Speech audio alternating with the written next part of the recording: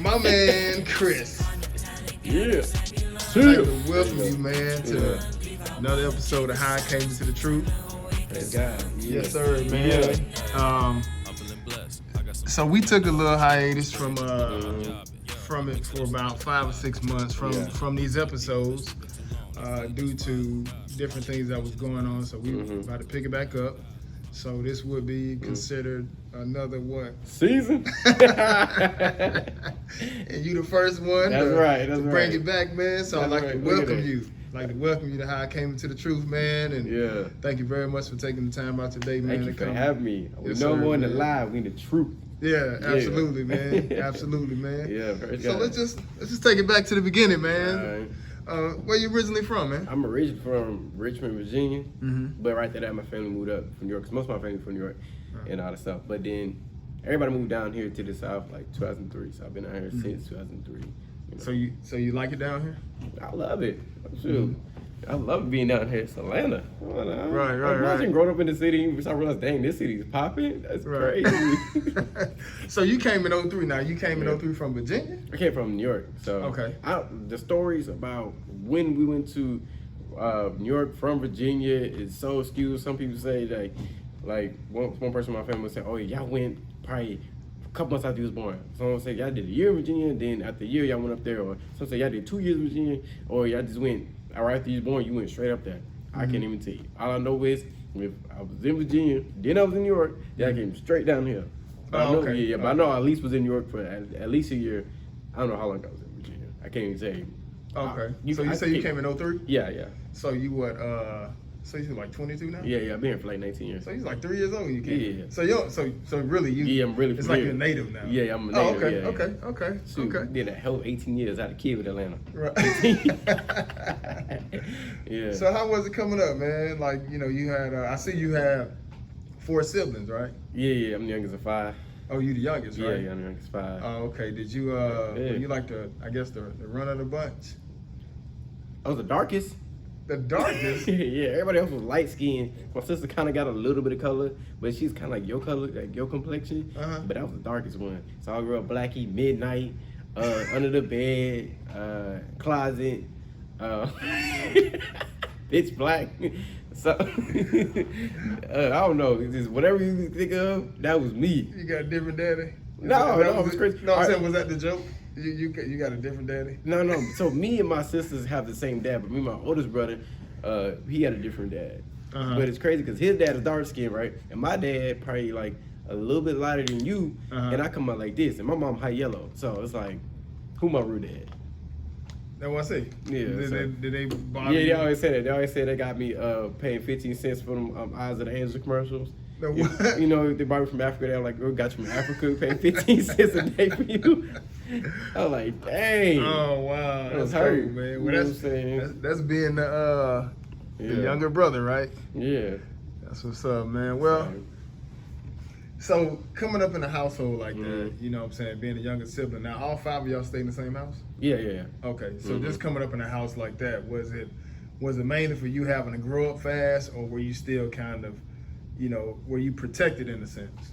I had to grow up fast. You did? Yeah. Oh, for sure.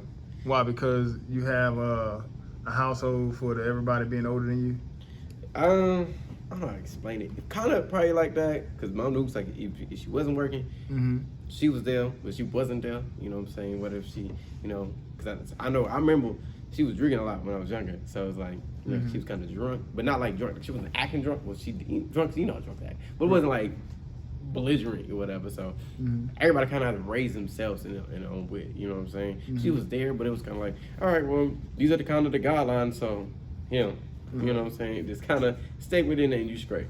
Right. But it was very, like, there's a lot of freedom. Like, I can pretty much do whatever I want.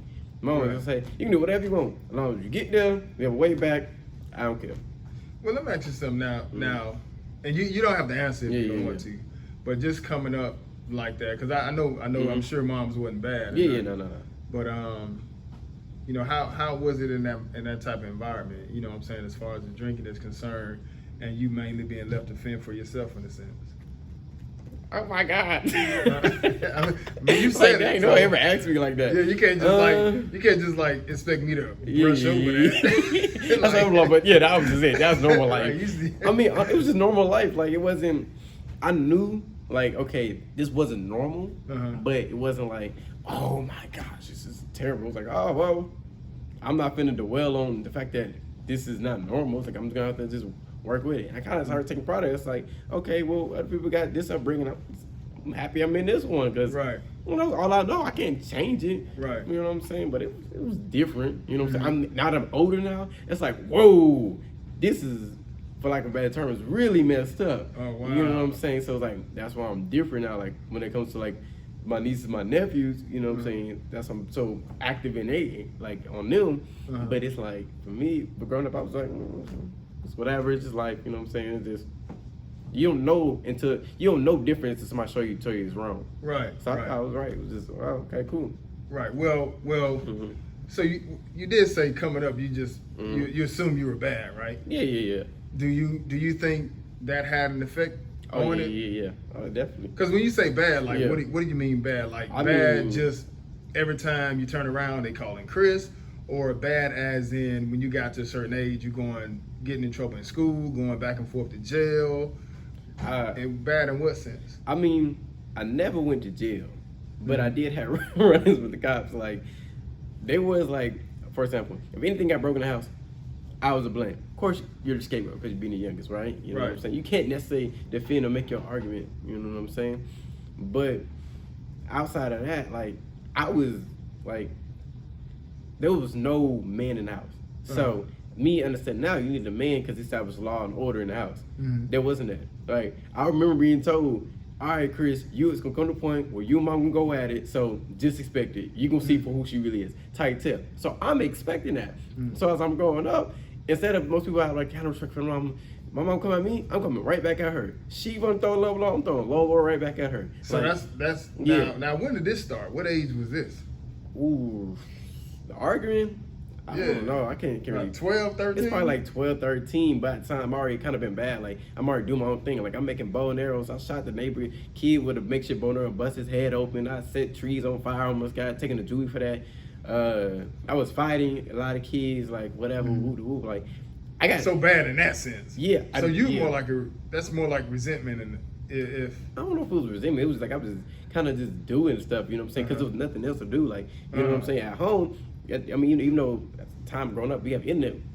Yeah, ain't nothing to do on internet. We had a computer. You know, we ain't gonna sit down in the house watching TV. Like, when you're growing broke, you're not gonna sit in the house. You're gonna go outside and do stuff. You know what I'm saying? Right. Or like if I'm on, like for example, like I didn't understand I was doing bad. Like on the school bus, for example, I got 7 counts of sexual harassment against me in elementary school because they tried to say I was trying to touch on, follow on the little girls, whatever.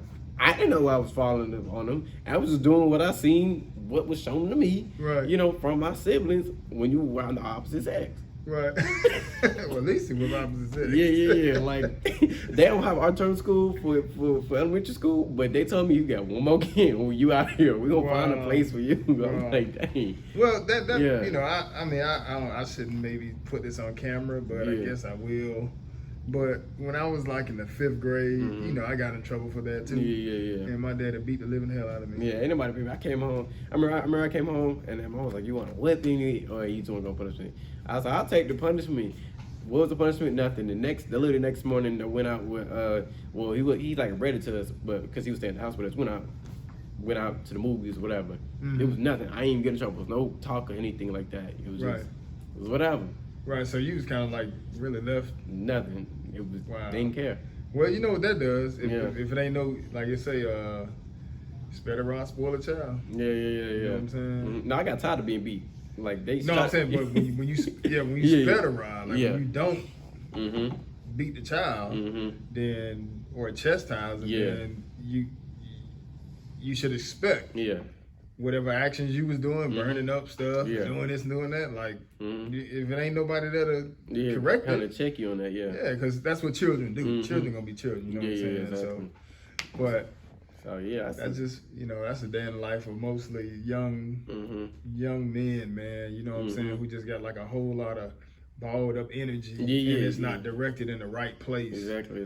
You know what I'm saying? That's why, like, football, basketball, wrestling, baseball, soccer, different things for young men, you know what I'm saying, to burn off that energy. You know what I'm saying? That kind of, because it keep the mind from being so idle. Nowadays, first and foremost, the word of God. You know what I'm saying? But still, as opposed to the answer just being beat them, or put them on medicine. You know what I'm saying? Like, give them something to do. Because a lot of times, one thing I noticed about us as a people, Israel, and it's probably the same across the board with even other nationalities of children,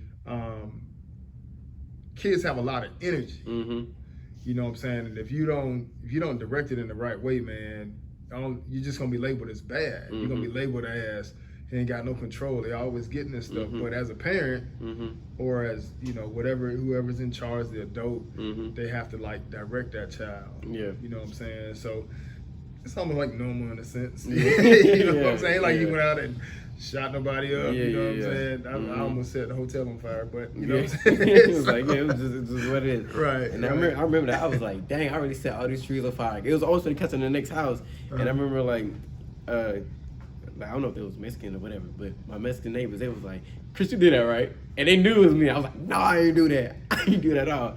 And then they did their little investigation. They was like, yeah, no man could have did this because do this and do that. I was like, it was crazy because I was with a white boy too who would it. So he ain't necessarily get in trouble or anything like that. At least I don't remember or whatever, because he was like a few years older than me too. So it's like, okay, it's cool, like whatever, you know what I'm saying? Right. So did you actually burn the trees up? Yeah, the trees got charred. Yeah, like you know how some trees like it was like a nest of pine straw that we was kind of sit on that was kind of naturally stuck in a tree. Because I used to always climb trees or whatever. Like I said, I needed somewhere to put my energy. Like I was active as a kid because I wasn't able to do like organized sports until I got in middle school because we couldn't afford it. So that's why I used to go outside a lot and just be in the trees. So I remember we was playing with ladders, just burning up little things, sticks or whatever. And I remember I was like, all right, before we go, I'm just gonna light this whole thing up. Let's see what happens. I don't know what made me think about that. That's what I said. I said, oh. You talking about the whole nest? The whole nest. So the whole nest. So like a hog's nest or something? I don't know what it was. Was it big? It was huge. Yeah. Like I could sit in it. You know what I'm saying? I can sit in it. So like, mind you, it's a house right here, and it's a whole stretch. She's just kind of dividing it, you know, giving like a natural barrier. Whole thing was on fire. All the way up. I'm talking about hundreds of feet in the air. Like arson charges, like. I went in the house. I was like, I need water. It was like, what you need? I was like, just know I need water. Put it out. Yes, I came out there with like a little pot of water, and I was like, this shit ain't gonna work. Oh, my fault. This ain't gonna work. I was like, this ain't gonna work. I said, I don't know what to do. It was like, what happened? I don't know. I was quiet. Oh my God. Wow. That's amazing. I mean, they ain't charging nothing to praise God, you know what I'm saying? Because I definitely supposed to go to juvie that night. Wow, So, well, that's good. At least you didn't have to, you know, do no time for that, man. Nobody got hurt or nothing. Yeah, that probably changed, of course, everything. Like, you're in this type of household, and now they straight up into the system or whatever. Yeah. Over with. Yeah, Lord have mercy, man.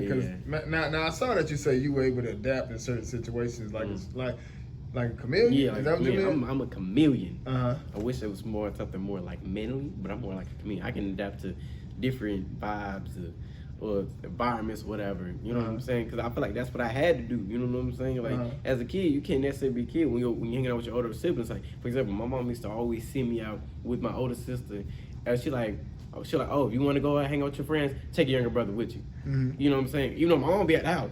So I was like, my sister, she 5 years older than me. So if I'm 10, here I'm 15-year-old, that's how I know how to learn to adapt. That's why I know different situations and sexual situations that I knew at 10. That's why I was getting in trouble in middle school. You know what I'm saying? So just knowing how to adapt, how to be cool, how to be chill, or whatever. You know what I'm saying? So that was like kind of forced on you. Yeah. Or like if I was with my brother at the time and he was probably running the streets or whatever he was doing or whatever, I was smoking or whatever. We do know how to tough it up, know how to whatever, be discreet or whatever. You know what I'm saying? Right. Whoever I was around, I just naturally knew just how to code switch or whatever to doing whatever they was around or something. I was like, all right, cool.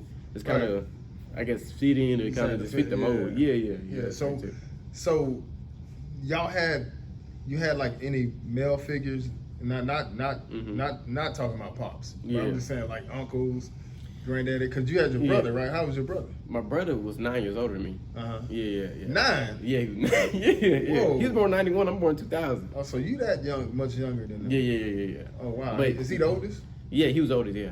Oh, so it's a 9-year gap. Yeah, it's a 9-year gap. So you know what I'm saying. So you made it like almost in a sense. You know, like if you there, if it's just y'all. Yeah.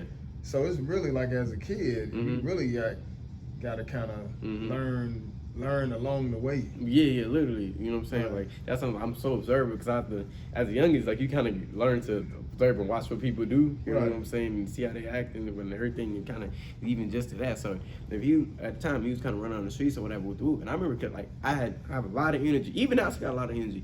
They used to put a blunt into my face. Like I started smoking weed when I was 7 years old. So hey, do me a favor. Y'all got to stop making noise by this camera. All right? Have a seat. Sit back. Stop sliding on that floor because you're picking up in this camera, okay? Don't make me get y'all. All right? Just chill. We're not going to be long. I'm mad at that. Go ahead. Yeah. But yeah, like, I have a lot of energy. So, like, at 7 years old, I started smoking weed. Like, I started doing all that stuff. Like if I wasn't smoking, they used to put me in a hot box. You know what I'm saying? Just so I can calm down. It's like, you got too much energy. Here. You know what I'm saying? Like, yeah, like, I was... Wait. The hot box is the car. Yeah. And how old were you? I was like 7. And they put you in the car? Yes. And just like, you got too much energy. Calm down.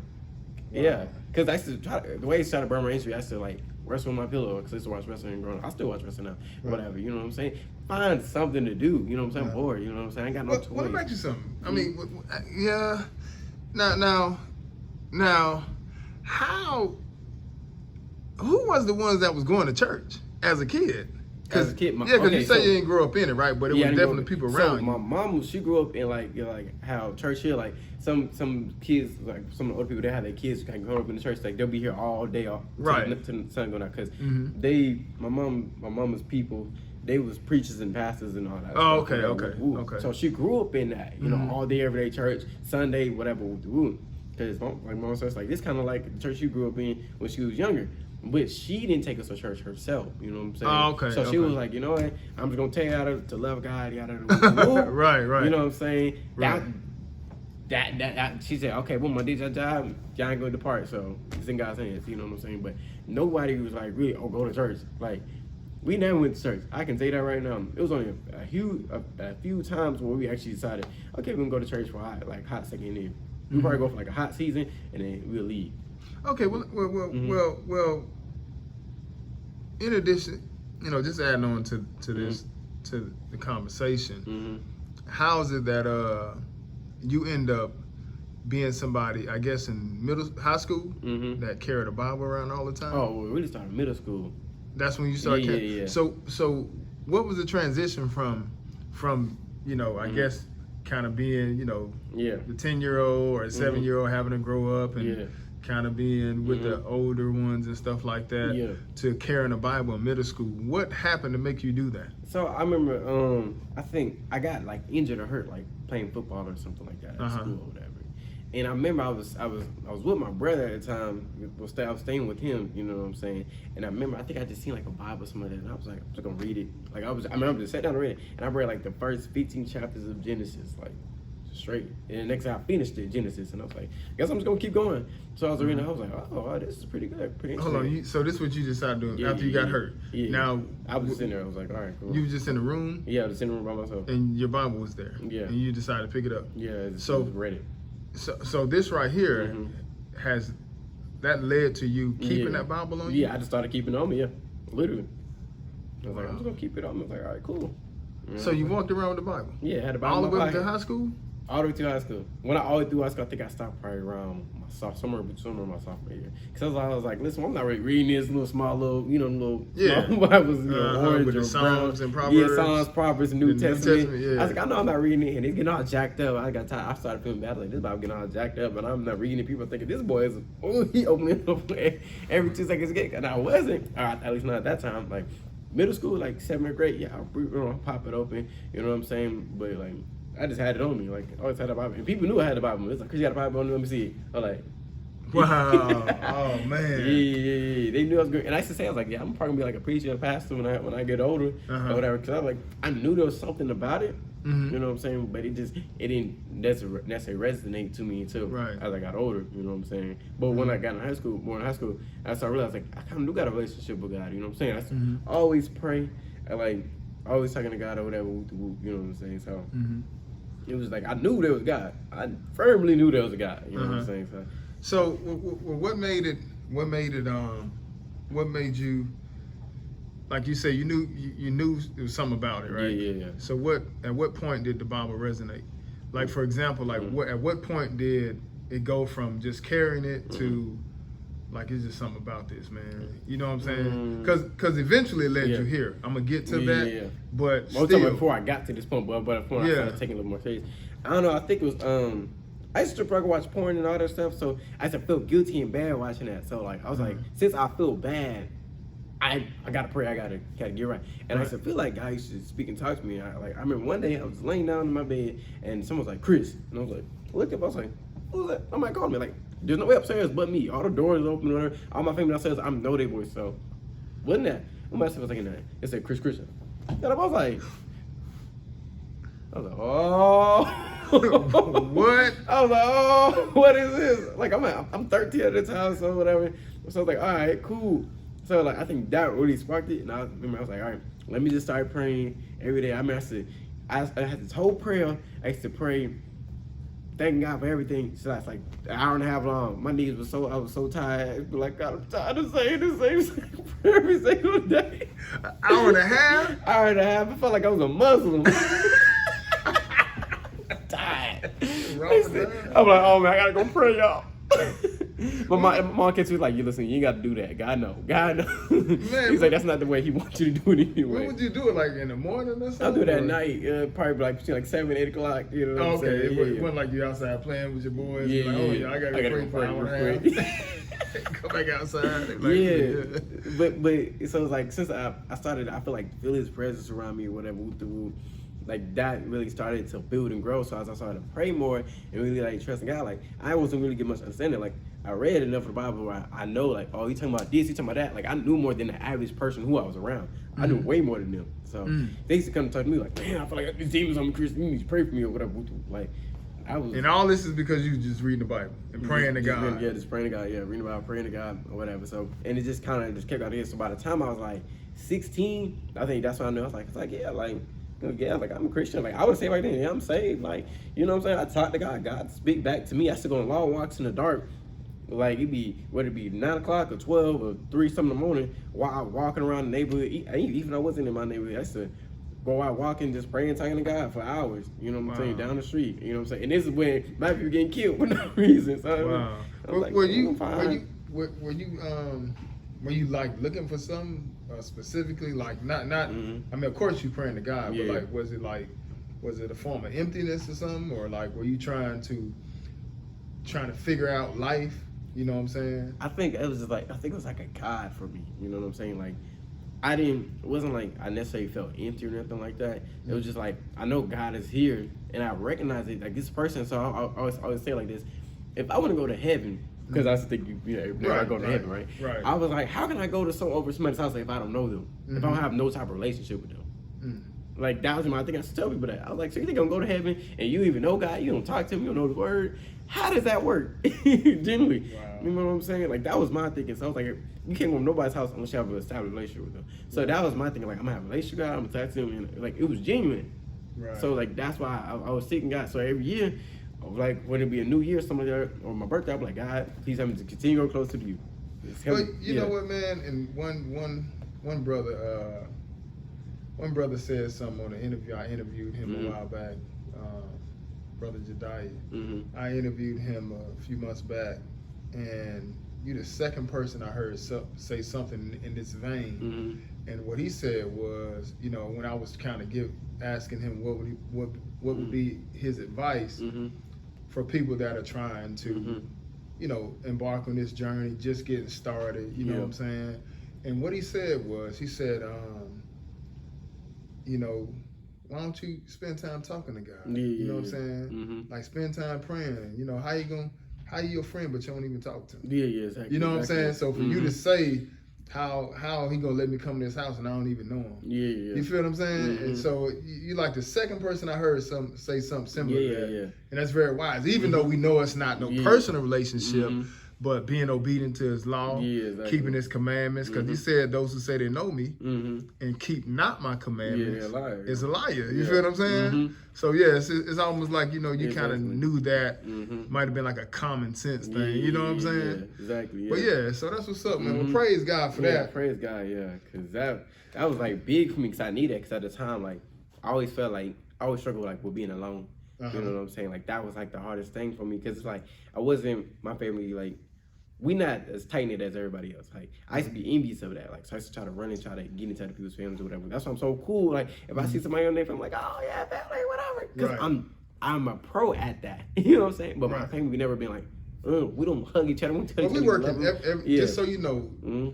Israel's now turning back to that. So don't feel bad, because something happened to the families in the 90s, man, and just split the family. So like I definitely felt that. So I used to feel on, because I ain't had that close tightness or whatever. And then me, like I feel like when God kind of has you like separated, you can't necessarily get into the world. So even if I was trying to get to work, I try to please people and all that stuff, I couldn't do it. It wouldn't work for me. I can do the same thing somebody else do in the same exact fashion or even better, and I wouldn't fit in. I wouldn't be accepted by the world. You know what I'm saying? So I still felt very alone.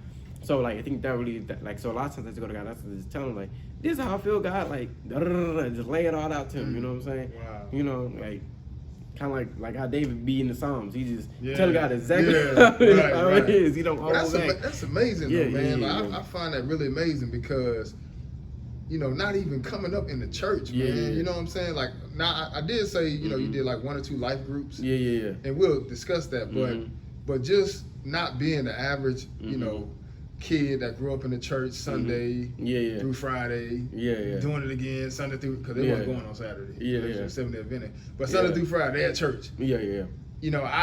I would expect them to be on that path, talking to God, but for somebody who ain't really have that forced down their throat, and you still seeking the Lord, that's amazing, man. That just go to show it don't matter. Like the Lord be dealing with people, man. Exactly. Like I feel like you always dealing with me, man. Like wow. You know what I'm saying? Like even as I look back from the time when I was like 15, 16, 17, which I feel like biggest years of my life, because I see how much that formed me. It's just like I see how now all that was leading to where I'm at here. You know what I'm saying? I ain't see it then. I'm just like, what you got going on? Seeking like, you shall find.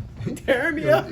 Take you around, I'm like, yo, I don't like this. I mean, I like it, but I don't like it. Right, the process of getting here, right? Oh my goodness, like it's beautiful, but it's like, right. Hey, it's not even a word. It's just, it's what's the name? It's like, it's seeking, man. And like sometimes on that journey, man, you take like different paths. Different things happen and stuff like that. But what happened with what's the name? Like, what do you mean when you said you went? You kind of dealt with a life group or 2? Yeah, so like I used to go to this one church, like faith family church, so they have life groups. Like, okay, after you get baptized, and you got to find out what's your 4 cups of faith or something like that. Something doesn't make no sense. Anyways. But it's like most people don't make it to the 3rd cup, which you figure out what God's purpose for them in life. So I was doing that. One I did with with Dominique. You know what I'm saying? So we did like a financial life group or whatever, financial literacy. Now I think another one was just trying to genuinely find out, but I wasn't all the way in it. Like I was just ready to go to one, not go to the other one. You know what I'm saying? Type this. So, but it was just like. So that's what they were. So So at the church. You get baptized and all that, right? And then now you're assigned to a life group. Well, you're supposed to go through these things called life groups to figure out what God has called you to do. Right. Essentially, So, really? Yeah, no. The things that they do. Yeah, I was like, that didn't make any sense, because it was kind of crazy. Because like we didn't really start necessarily going to the church until I really brought up the idea of going to that particular church at the time. And really, because it wasn't because of it, but it was just like, oh, what? Because it was crazy how everything, because at the time, I had a girlfriend at the time, and her family went there, but they kind of went like sparingly at the time. So I was like, I don't remember, I was like, yeah, I'm gonna go check it out. And I really was in her ear, like, yo, we should probably continue going there. So I was like, so I can go see my girlfriend at the time. Right. So she's like, oh, all right, cool, we start going there. And then even when she wouldn't go there, I was still gonna go. I can go see my girlfriend. You know what I'm saying? So, you know. Oh, you had another girlfriend? No. It was the same girlfriend at the time. Oh, like, but she. Yeah. But when you say when she wouldn't go, you would still go. No, well, my mom didn't go. Sometimes your mom would go. Yeah, I would still go. You know what I'm saying? I'll find a way to go. I like, see, my sister can drop me off or something like that. You know, maybe I might even take an Uber there. I don't know if I take an Uber. Something, I'll just find a way, you know, to go up there. You know what I'm saying? So how long were you going there? I went there like sparingly, like from probably like 2017, probably like sometime 2018. Like, and then by the time 2018 came, I got my own car with me. I used to go there a few times, but I kind of stopped going. Cause I'm like, because at this time I'm kind of on the outs with God. Because I'm like, God, I don't know, like, you just took everything away from me. Really? Yeah, I was like, I wanted to quit. I wanted to give up, but someone was like, nah, I couldn't do it. Like, someone deep in my heart was like, nah, I ain't you ain't gonna let go. You want to, but you ain't gonna let go. So at that point, what was it more so like? You just kind of like pulling away from that church in general, not the Lord, but the church.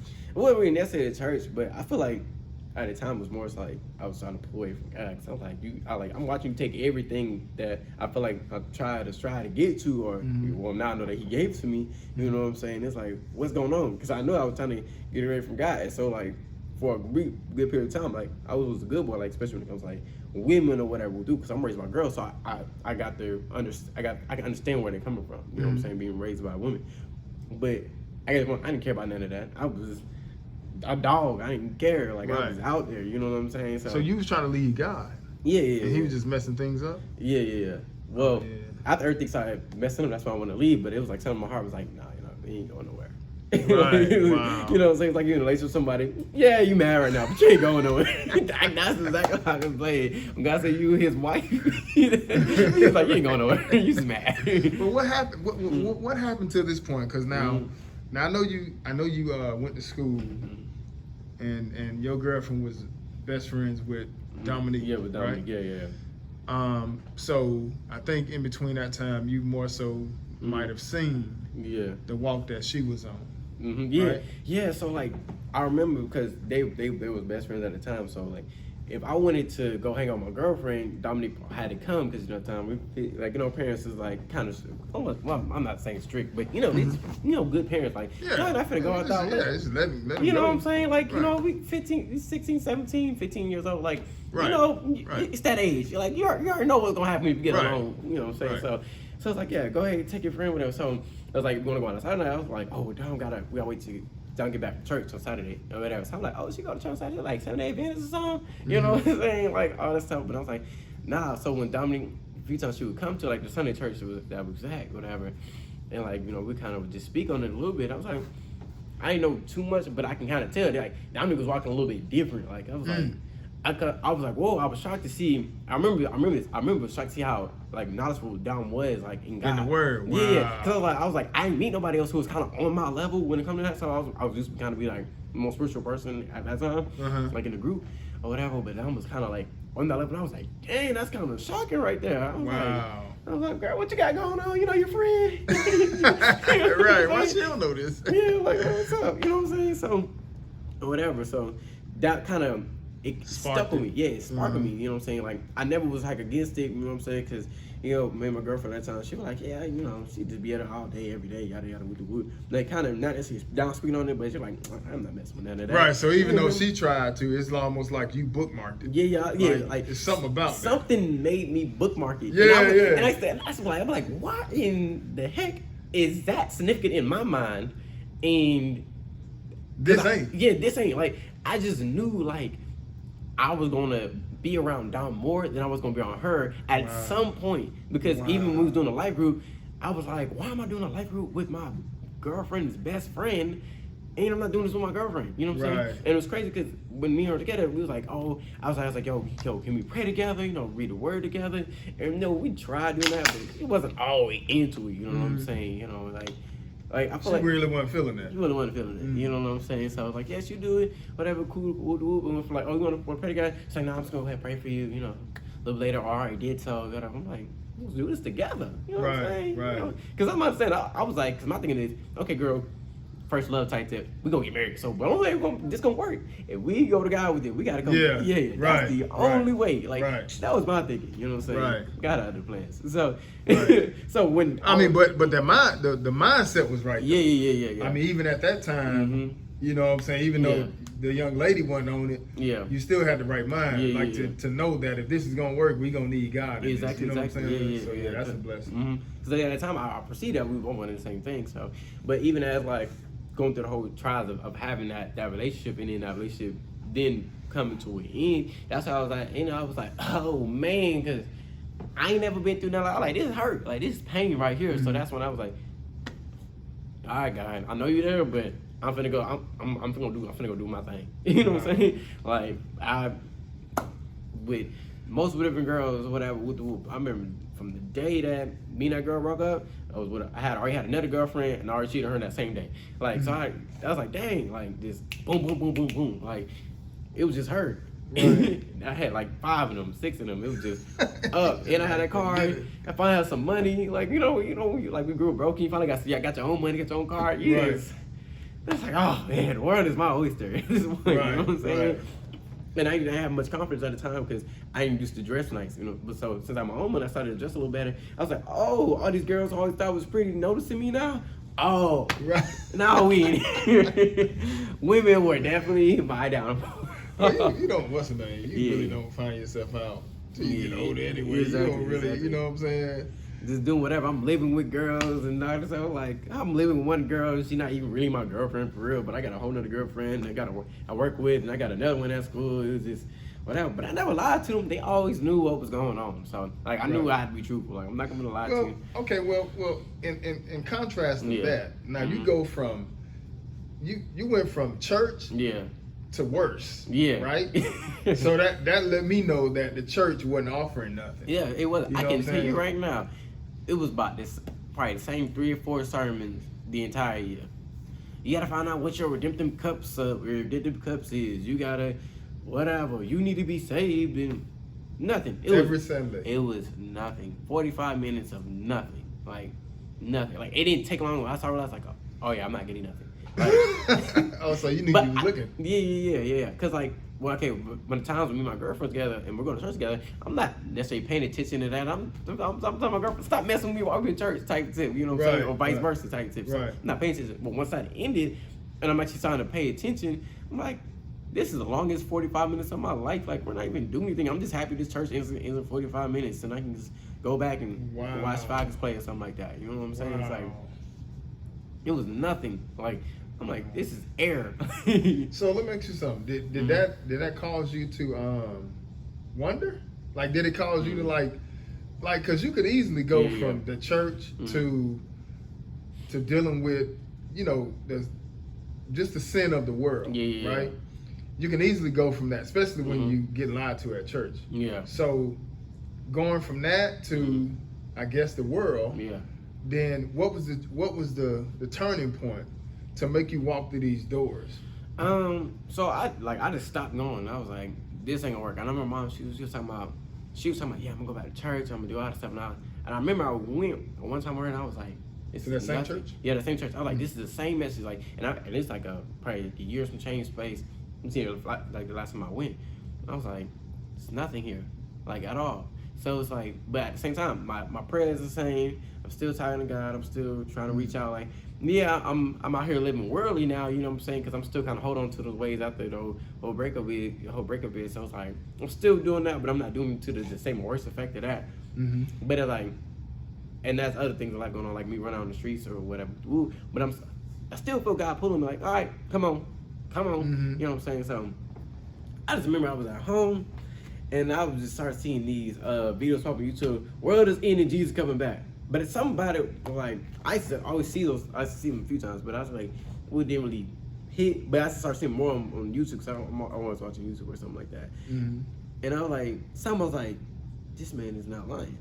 Like, not that, the fact that, I don't know, like, me now I'm in the truth. I probably gotta look back and I probably can spot some errors, like, what you got going on. But I was like, statement. But the statement of that, I was like, that's not wrong. And fear came on me, like, it was genuine fear, like, I could be left behind. You know what I'm saying? How old were you at this time? This was, Well, it's like I'm fast forwarding now, so this is like 21. 21? Yeah, okay. like, Okay. like So recently. Yeah, recently. So I'm seeing these things. I'm just like, that's kind of bothering me. I remember I was watching. I felt compelled, like, I had to watch the whole entire thing. But the whole time we wouldn't be talking about nothing or anything, and just, quote unquote prophesying or whatever with the woman. But the same thing, same sentiment is kind of like rude. And I remember I'm like, it's like fear of like, oh my gosh, I don't. It's like, ooh, I don't say, I know I ain't living right. So, but, and I'm not reading the Bible. I'm not reading the Bible at all, pretty much at this time, because I'm not getting no understanding. And I noticed that, like, even probably a year or so back, I was like, I feel like I read as much as I can read on my own strength. I needed a teacher or something like that. Like, it's just, I'm not getting no understanding. That's why I stopped reading it. So you knew you needed a teacher? Yeah. Wow. Yeah. So like, because I'm not getting anything yet. Like, I'm opening this, I'm like, there's no motivation to read. I already know these stories, yada yada with the rule. Right, but you ain't understanding. Yeah, like, there's nothing that's kind of like, oh wow. Yeah, there's nothing like it's like that. You know what I'm saying? It's just everything's kind of like right here at the ceiling. Like, I feel like I peeked at it. You know what I'm saying? Like this. You're reading, and Lord got your eyes blinded. I'm blinded. You know what I'm saying? So, and I remember like, I felt like I had to do two things, because I know God was telling me, like, because God was telling me, all right, one, whatever little female my little female I was talking to, my mindset's changed. I really want to slow down, I wanted to stop living the way I was living. So I had a guy friend, I had a female friend. My guy friend, he was kind of had me around the streets. I was kind of just do whatever, because I'm lost. Like, I don't know what to do. Like, you know what I'm saying? I'm just like, I'm just going with stuff. You know what I'm saying? I was like, you gotta let him go, or whatever. And then when I started to move away from him, I'm seeing the devil coming in. He barging into my house like it's no tomorrow. I'm like, you crazy? Like, my brother's here. This man is crazy. Like, he thinks something going on. He gonna shoot you. Like, you know what I'm saying? And he talking about, because at the time my whole thing was this: I'm finna go move to Colombia. I'm finna get out of Dodge. That's why I started to learn Spanish, whatever. You know what I'm saying? Because I don't know what America got going on. I don't like what I see in society. I just think I need to go somewhere that's slower pace. Okay, so hold on. All right, let me just make sure we don't brush past this. Yeah. So, just so everybody knows, you speak Spanish, right? Yeah, I speak a little bit, yeah. You speak a little bit of Spanish. We heard it, and it's pretty. It's not. Yeah. It's not bad. It's pretty cool. It's pretty good, right? Yeah. But you learned Spanish because you was gonna go to Colombia to escape America. Yes. Is that was the mindset? All this year, yes. Yeah, that was my mindset. I was like, I'm saying, but that's why you were learning Spanish. Yeah. I was like, I'm finna get out. I was like, I don't like what I see. I feel like something bad is about to happen. You know what I'm saying? I was like, I gotta change my surroundings. So I was like, I gotta get out. This in general, like, you know what I'm saying? I just gotta go. So like, if I'm 100% on the idea, nothing's gonna stop it, like, at all. Like, right. But me being dumb, I had an opportunity to do that too. Like, I just had to get my passport. That's the only thing I needed. $150 for the passport. But instead of me taking out $150 to go to the passport, I'll say my partner, he was like, yeah, man, I'm trying to flip this and da-da-da-da-da-da. I said, all right, bet. If I throw you $150, flip it back to me.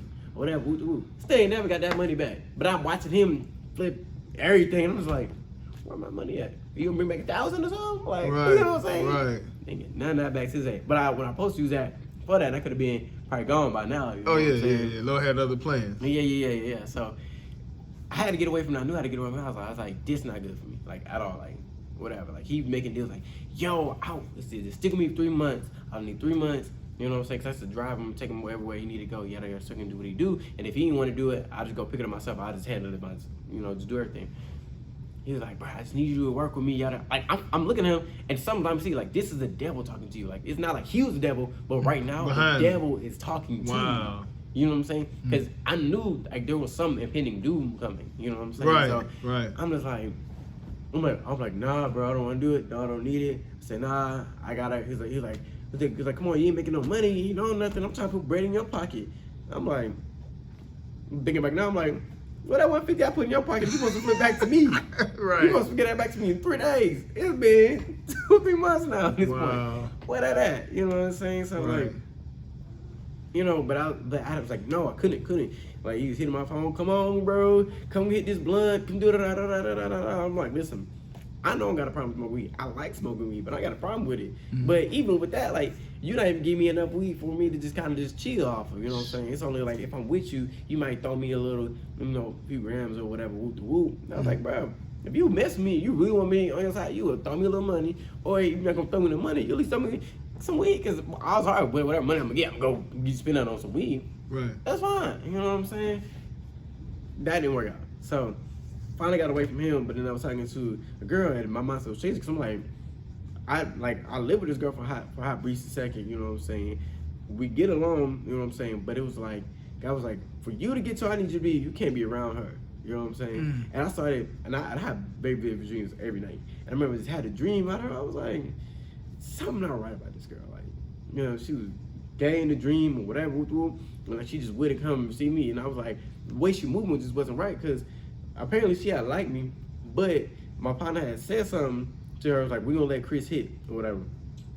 And all that.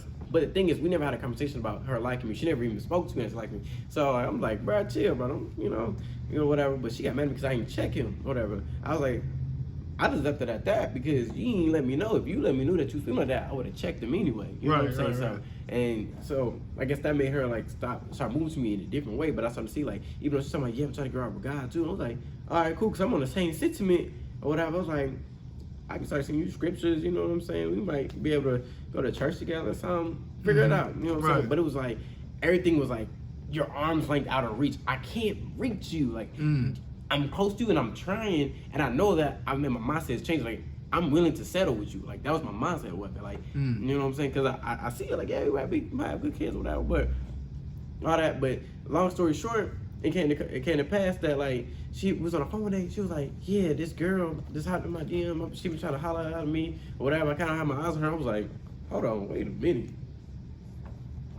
I was like, no, I just had a dream 2 days ago about you being gay in my head. And then she like, so, then she asked me, she was like, so, what do you think about that? And me, I'm not trying to say that. I'm like, you know, cool for you, I guess. You know what I'm saying? Yada, yada, trying to brush it out. And then she come back with another question. She was like, as my spiritual friend, how do you feel about that? So she put me on the spot. And I'm like, yeah, I was like, listen, I wasn't trying to say this because you know what I'm going to say. You know you must be doing it. Like, I'm not even needing the truth yet, but I already know. Like, right. I mean, you ain't got to be true. You already know. Right. Yeah.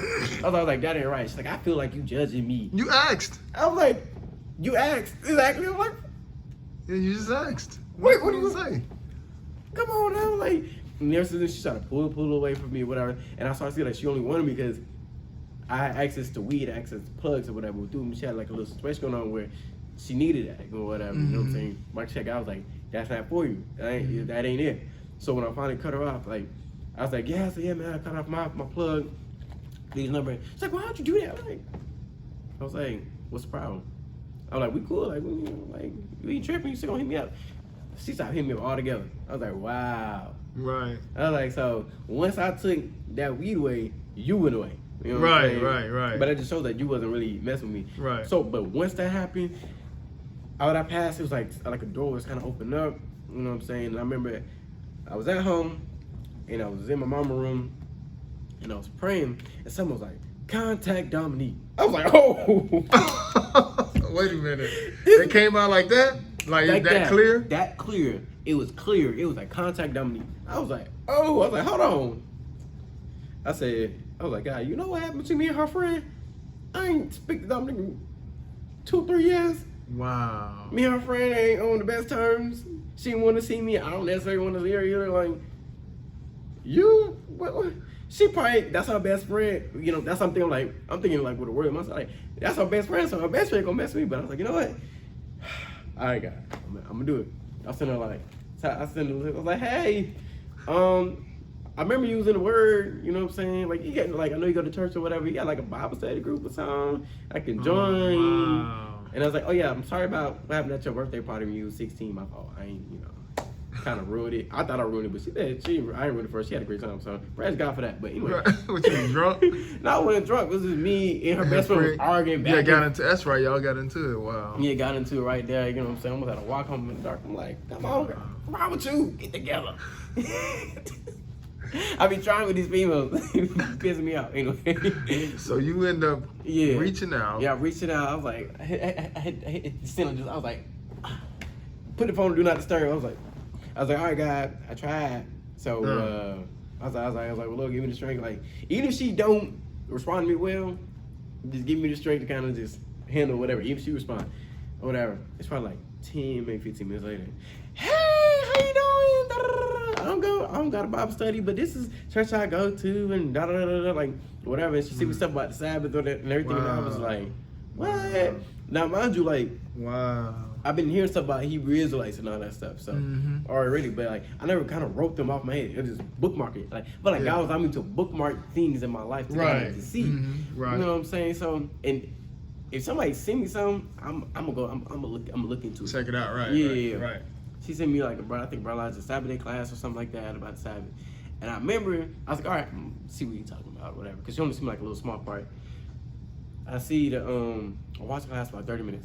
30 minutes under 40. I ended up almost watching, I don't know if I watched the whole thing, but I watched like majority of it. It was like over an hour or some change, like over an hour and a half. Whatever. I was like, this man making a lot of sense. And then my mom was breaking down to me Sabbath and why it is a Sabbath and all that stuff. Like, so she hitting me with scriptures too. I'm just like, wow, that make a lot of sense. Like, and it's like a Thursday. Next thing I came out, I was like, where you church at? Oh, it's up here. 20 minutes away. All right, I'm gonna come. Since then, I've been here. Wow. Since then, so that's what happened when you walked in those doors. Yeah. I came in there. Now, you came in those doors, man. And that day you came here, bro. You came, I think you came right up front. Yeah, I said right there, yeah. And you sat. Yeah. You sat here for about 6 or 7 hours straight, bro.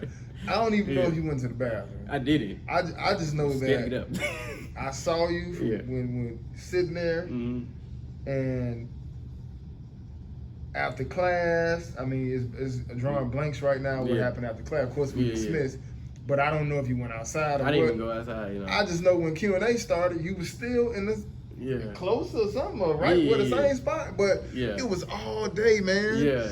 And usually when I see something like that, man, you know, that lets me know that you've been searching, you know what I'm saying? Because a lot of times when people come to church, man, you know what I'm saying, when they come to church and they sit here and get the word like that, it's almost like I don't gotta run no more. I don't got to go from church to church. You found that living water, Yeah, you found that living water, like the Lord said, like Jesus said himself, man, come unto me, all you that labor, and I'll give you rest. Exactly. So it's almost like that day when you was sitting there, man, you just sitting there eating, man. You're sitting there eating the word. Yeah, I was like, I never got this much like spiritual. I was like, oh, the whole time I was like, dang, this boy is spinning.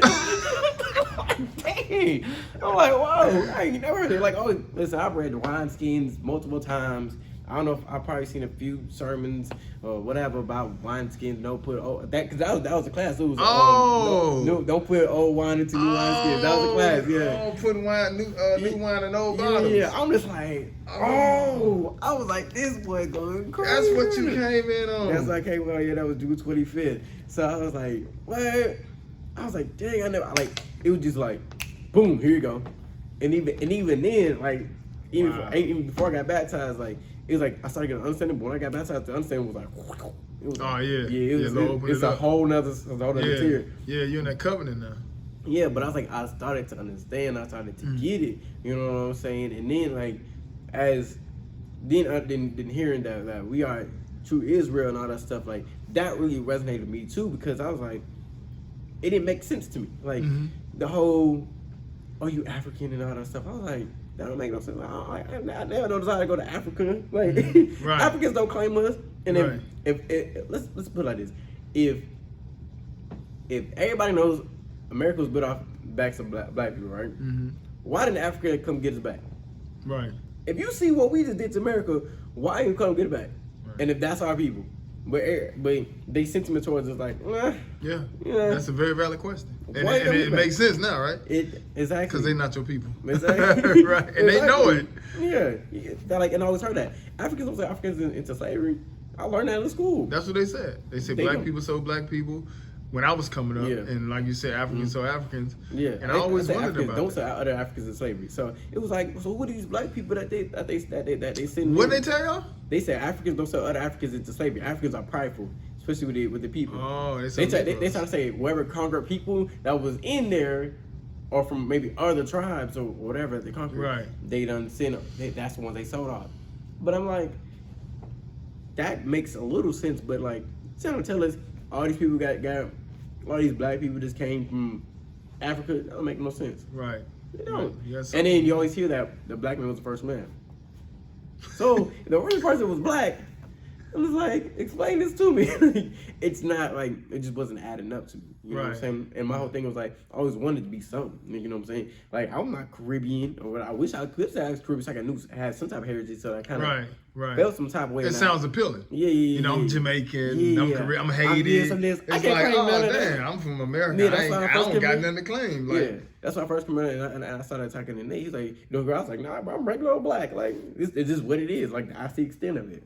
But it's like, just think about it, it's like, that's crazy. So when you, I don't know if it was you, it probably was either Brother Joseph or Brother Justin, I think it was up there that night, whatever. And they started breaking down like Deuteronomy 28. I was like, hold on, this only sound like one group of people. You know what I'm saying? Like, everything was like word for word. I was like, oh, that makes sense. Because I wanted to believe that we were already the people of the Bible. And I remember saying that when I first heard the Bible, I was like, what is hold on, you wanted to do what? I wanted to believe that we were the people of the Bible. When? Like, this was like pretty much the whole time we were around. Because I remember when I first started reading the Bible, I was like, this would be crazy if we were the people of the Bible. When you were small? Yeah, no, when I was like, that thought process came? Yeah, when I first started reading, like 13. That I was thought like, process. that'd be crazy, like if we were the people of the Bible. Wow. I was like, whenever I remember telling that to my mom. She's like, yeah, that'd be crazy. Wow. I was like, so it's crazy. Everything come around full circle now. I was like, full circle. Yeah. Well, let me ask you something. Yeah. And it's great you say that, because that's actually one of the points I was gonna bring up. Yeah. But you spoke on it, so I'll get back to the other point. But so reading the Bible, you know what I'm saying? Because you go from looking at the Bible, feeling like, look, man, I can't read no more of this. Yeah. You know what I'm saying? Like I'm not getting nothing. I need a teacher, right? Yeah. So once you get and it's almost like, you know how I say the little birdie go tell, you know what I'm saying? Well, it's like the angel take this to God. You know what I'm saying? Like the situation or your sentiments or how you feel about his word. It's like the angel is working on our behalf, go deliver that message. Next thing you know, I mean, he take that message back to God, like, hey, you know, this young man down here looking for the word. He said he can't do nothing, so we got to step in, Lord. Like, all right, y'all go and make these things happen. Knock all this down, and we gonna lead him here. Yeah, exactly. So now that you're here, right? Looking at the Bible. Yeah. Genesis, Revelations, what just the volume of the book in general, right? How does it read now? Like when you look at the Bible, how are you able to understand it now, knowing that we are the people that the Bible's actually talking about? It opens it up on a whole different spirit, because it's like, one is like, I look at it not only like a history book, but like now I can see it, like, you know, as read it as actual people, you know what I'm saying? Because before, you can read it like, oh, they're just characters, you know what I'm saying? Right. But now it's like, these actual people, I understand and I get it. It's like, this is my heritage, you know what I'm saying? So it opens up to a whole different way. So like, I feel like I kind of understand it, because like, it's like the grasp of it is different. Like, it's personal now. It's not like, it's spiritual, but it's personal at the same time. Like, that's how kind of is. Like, I understand, I get it. You know what I'm saying? Like, it makes sense. Like, I don't know if I got it all, and I probably won't ever have it. But all. you got the basis. You got like some type of basis. The basis, and because that basis right there is almost,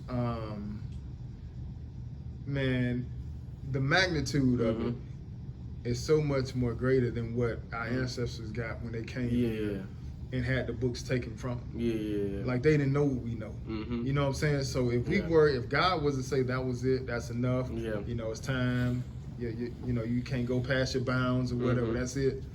Just us knowing this, that the Bible was talking about us, man, that's something to lay down and go to sleep knowing, like, dang, at least I didn't die not knowing who I was, man. And that was my whole thinking, like, it was like, I was like, God, I just pray, hope it's not false doctrine, because I was like, please help me just get past that, like, the fear of it being false doctrine. But so like, as I'm starting to see, like, like we was talking before this came on, like the whole Kanye situation or whatever we're doing. I remember yesterday I was upset because I was like, just in general, I was like, how long is these people gonna think that they really the Jews? Like, you know what I'm saying? Like, actually praying like that, like I was like, Lord, we're gonna come back and get us. You know? Like that to that praying up to that sentiment. Like, I never had a prayer like that. But it's kind of reflective, because I remember just reading where people saying, Lord, how long is this gonna last? Whether they're in captivity or in trouble, whatever. You know what I'm saying? You know, but it's like you can't tell me that like this not real. Like this is real.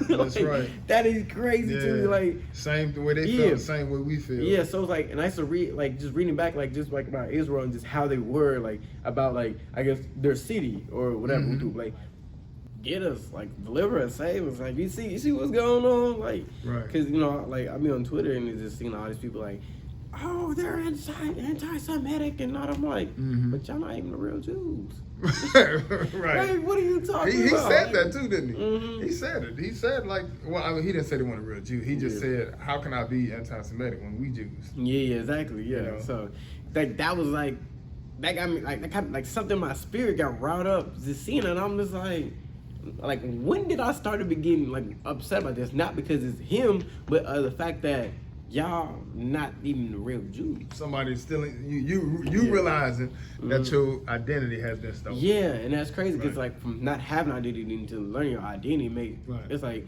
wow, like you stole everything from me, like and it makes sense because you know what, Revelation 3:9 talking about, I know them who call themselves Jews, but it's Satan. Revelation 2:9, 2:9, yeah. 3:9 talks about I will make those synagogues say, "Come to bow down and worship God and love thee." Exactly. Yeah. But you see, like it's like I said, have your ID stolen. So it's like someone can steal ID and they can make a whole living off that, and they literally made their whole living off of us. Like, so it's like, man, like that's crazy. And then had the whole world just come together to suppress this information, turn a blind eye to it, and go send them a place. But at the same time, it's not them doing it, it's God doing it to us because we was disobedient. You know what I'm saying? So they wouldn't be able to do that unless God was like, all right, you know what I'm saying? So, that is the not the hard part about it, but that's the catch-22. You know what I'm saying? Like you want to be angry, right? But at the same time, it's almost like, well, dang, I can't get too angry because it's our fault. You know what I'm saying? Yeah. So. But that's a blessing because that you know, because that's what it's supposed to do. You know what I'm saying? Like when we are considered, when the Bible talk about, you know, when Jesus was telling them, go not into the way of the Gentiles, but go to the lost sheep of the house of Israel. Yeah. You know what I'm saying? That lost sheep is us. Yeah. You know what I'm saying? And speaking not in a literal sense, a spiritual sense, man, like, you know, man, we can be in all these places that we love. You know, we got our sports teams in Atlanta, my place, Florida, you know what I'm saying, Jacksonville specifically. You know, you can have all these sports teams, you can have your pride about these particular cities and stuff that you live in, but for us, man, it's a sense of emptiness because we know, and when you feel like, man, that foot is on your neck all the time, the clarity just ain't there, man. Yeah. Until you get into the Word and you see it, and that's not just for us. Excuse me. That's not just for us.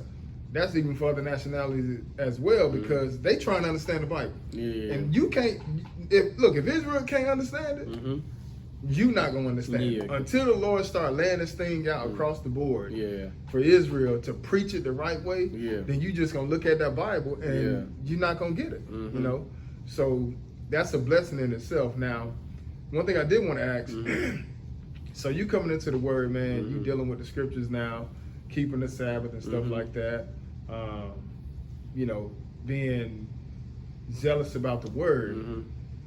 What type of impact did it have on you, though? Like, as far as obstacles are concerned, like, did you run into any, like, kickback or, you know, anybody ridiculing and stuff like that? The obstacles came back quick. Like, it's going to start at home. Like, Mom Dukes was just like, I don't want to say tripping, you know, but, you know, he started getting some pushback on that. Like, my family, I remember, was an issue, was like, everybody was cool when you first got home, right? It was cool. Like, you know, you finna gonna live right for God. Yeah, but when I say I was gonna do right, I was gonna do right by God or whatever with the whoop. So, I was like, yeah, that's cool, that's great.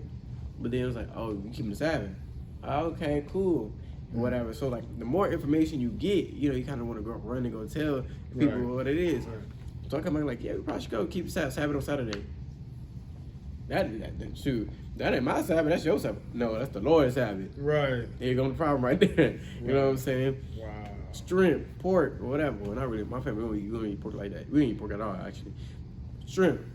Why you worry about what I'm eating? Well, it says right here. Well, you know, Lord knows my heart. And literally, this is what I have my mom one time. The Lord knows my heart. And I think I pointed to, like, I think scripture, I think it was like Jeremiah something. But it said, the Lord said that the heart is deceitfully wicked, and who can understand it? Jeremiah 17. Yeah, Jeremiah 17. Yeah. And she's like, oh, so now you talking about your mother, whatever. I said, this is what the Lord said about you, about your heart and my heart. Wow. Who can understand that? You trying to say I'm wicked? Trying to say you think you holier now? I'm like, no, I'm just telling you, like, whatever. But if I try to show a scripture, I already know the book. I'm like, well, why you ain't help me when I was looking for these answers? Exactly. If you knew the book, first and foremost, the way the house would have ran would have never been like this. So I would have skipped out on a lot of stuff. So you don't know the book based on the way how you move it. You know speaking of that, then you know, now that's an adverse situation. Yeah. And you said that you disassociate during adverse situations. Yeah. How are you dealing with this adverse situation? Because you can't really just disassociate. Yeah. You got to kind of like face the music in a sense in order for the light to shine. Yeah. I mean, because like I said, coming from my background, it's like me and my mom always take it there. Like, so. And when I say you can't disassociate, I'm not saying you still have to be in mingling with the world. But I'm just saying, like, it's almost like, well, I love mom, I love my sisters and brothers. You know what I'm saying? So I want to still be wise about instead of just throwing them all away. Exactly. Let me figure out another way to kind of. So how you dealt with that, seeing that this is adverse? It's kind of like I'm learning this kind of what's that movie where the guy he gave out like little pieces and then just kind of let it trail and then just let the kid just come just pick it up and go into the bed. I think it was Monsters Inc. or something like that. He was trying to get the kid into the bed, but he let him to the bed like that. So I was like, all right, I ain't just finna drop all this bread on you or whatever candy on you. I'm just gonna you know what I'm saying? It's not my job, and I think what I learned. You know what I'm saying? From you actually told me when we had to talk about this thing was going on to the Blake the first time. And he was like, it's not your job to even convince her to tell her anything. You just got to tell her. You know what I'm saying? So I think once I understood that, decided to tell her, it kind of took the aggressiveness, the weight of everything out. Because I understand, like, I don't have to convince her. You know what I'm saying? It's not my job to. I was just supposed to tell her. That's you know what I'm saying? That's all so you do. Now I can do that and do that out of love because it's like, all right, I don't have to do more than just that. Keep it as simple as possible. Right. We're not begging. Yeah, we're not begging. But like you said, we do it out of love. Yeah. So it's like I don't have to continue with you all the whole time. Right. I can just. Right. All right, cool. You got it. Yeah. You know, and that's a lot of times. A lot of times, just all right, cool. You got it. You know what I'm saying? Like, and a lot of times, like I've been cursed out. I've been chewed out. My cousin, who came here a few times or whatever with me, whatever. Cursed me out, whatever. Who threatened to beat me up or whatever if I didn't leave the church or whatever. But I'm just the one who was here recently? Yes. Did he do that before or after he? No, he did that. It was probably right for the feast after day. Your birthday? Yeah, it was after my birthday. Yeah, it was after my birthday. Just doing all this stuff. I was like, and he said gonna beat you up, you and leave the church? Yeah, I was like, yeah, I ain't doing that. What so we actually talked for a minute. Actually, the other night, he called me, he apologized. He's like, yeah, man. He's like, I don't know, man. It was just a liquor. You know what I'm saying? I was like, well, you need to get back in this church, man. He's like, all right, man.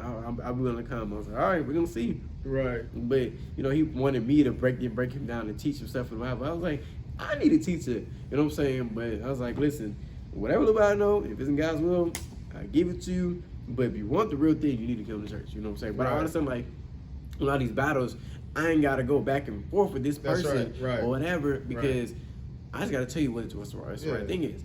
God gonna do everything else. Like in almost every situation where, especially with my family has like gone through whatever, it's just been like they've come around and apologized to me. Like, oh man, I was wrong for that. Okay, I see where you're coming from now. Oh, he seen some of them videos from classes you be watching throughout the week or whatever. Or if I'm speaking on something, they're like, okay, that actually makes sense. Okay, like, she must have got no understanding. That's why she keep just piping up for no reason. Right. You know what I'm saying? When I'm trying to tell her stuff, you know what I'm saying? Like when I was sick this past Sabbath, when I was able to come to class or whatever, I was like, I'm staying home. I was like, I'm hearing that conversation. There's something off the wall. I can't even speak on camera. And I was like, y'all know it's a Sabbath, right? And then she's like, well, it's not my Sabbath. I was like, it's the Lord's Sabbath. It's like, well, you can go somewhere else about that. You know what I'm saying? Like, she told me that, I was like, all right, I got in my car, I just went across the street, sat in the parking lot for like 10, 15 minutes, calmed down, came back. I'm like, listen, they already know. I tell them one time, you ain't supposed to buy or sell, and you ain't supposed to do your own pleasure, just relax, reflect on the Lord. Like, y'all don't even reflect on God. Like, but it helped me to understand, it's like, y'all don't know the Lord. You know what I'm saying? You don't know the Lord. You don't know the Lord. Yeah. So, once I understood and I got that, I was like, well, I'm telling them, it's up to them to if they're gonna receive or not. You know what I'm saying? Well, it's almost like it's just think about how you did it, right? Yeah. You know what I'm saying? Because it's like everybody got to want it for themselves. Yeah. You know what I'm saying? So, I mean, just look at your walk. You know what I'm saying? Like, I mean, well, nobody really trying to force it down your throat. But you just got to a point, it's almost like you got sick and tired of being sick and tired. You know what I'm saying? And when you get sick and tired of being sick and tired, bruh, you know what you're going to do? You're going to try to find another way to deal with this. Like, what else, you know what I'm saying? And that's what, you at that point then, that's what God got you now. Now it's like, nothing else is working. My life is falling apart. I don't know what I'm doing. And the Lord like, all right, nigga. Sorry, y'all on camera. But He's like, I got you that's now. You know what I'm saying? Yeah, that's that byword. He's like, I got you now. You know what I'm saying? Like, okay, now you're going to listen.